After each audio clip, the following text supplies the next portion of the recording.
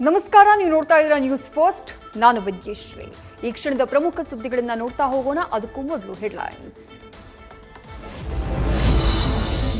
COVID-JN.1 ಉಪತಳಿ ಬಗ್ಗೆ ಆತಂಕ ಬೇಡ. ಮಾಸ್ಕ್ ಕಡ್ಡಾಯ ಮಾಡುವ ಪರಿಸ್ಥಿತಿ ಸದ್ಯಕ್ಕಿಲ್ಲ. ಹೊಸ ವರ್ಷ ಕ್ರಿಸ್ಮಸ್ಗೆ ಯಾವುದೇ ನಿರ್ಬಂಧವಿಲ್ಲ. ಸುದ್ದಿಗೋಷ್ಠಿ ನಡೆಸಿ ಸಿಎಂ ಸಿದ್ದರಾಮಯ್ಯ ಮಾಹಿತಿ. ಮೈಸೂರು ಜಿಲ್ಲೆಯಲ್ಲಿ 6 ಕೊರೋನಾ ಕೇಸ್ ಪತ್ತೆ. ಪಾಸಿಟಿವ್ ಬಂದವರಿಗೆ ಯಾವುದೇ ಟ್ರಾವೆಲ್ ಹಿಸ್ಟರಿ ಇಲ್ಲ.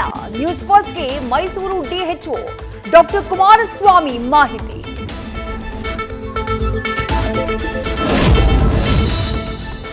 ಬೆಳಗಾವಿಯ ಬಿಮ್ಸ್ನಲ್ಲಿ ಸ್ಥಾಪಿಸಿದ್ದ ಕೋವಿಡ್ ಸೆಂಟರ್ ಬಂದ್.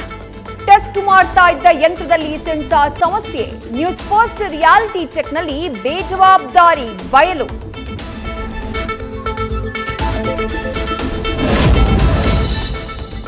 ಕೊರೋನಾತಂಕದ ನಡುವೆಯೇ ಸರ್ಕಾರದಿಂದ ಕಾರ್ಯಕ್ರಮ. ಮೈಸೂರು ಅರಮನೆ ಅಂಗಳದಲ್ಲಿ ಫಲಪುಷ್ಪ ಪ್ರದರ್ಶನಕ್ಕೆ ತಯಾರಿ. ನಾಳೆಯಿಂದ 10 ದಿನ ನಡೆಯಲಿದೆ ಮಾಗಿ ಉತ್ಸವ.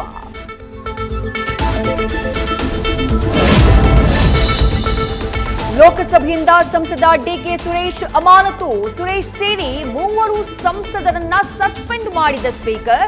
146ಕ್ಕೆ ಏರಿದ ಅಮಾನತಾದ ಸಂಸದರ ಸಂಖ್ಯೆ. ನ್ಯೂಸ್ ಫಸ್ಟ್ ನಿರ್ಭೀತಿಯಿಂದ ನಿಮ್ಮ ಪರವಾಗಿ.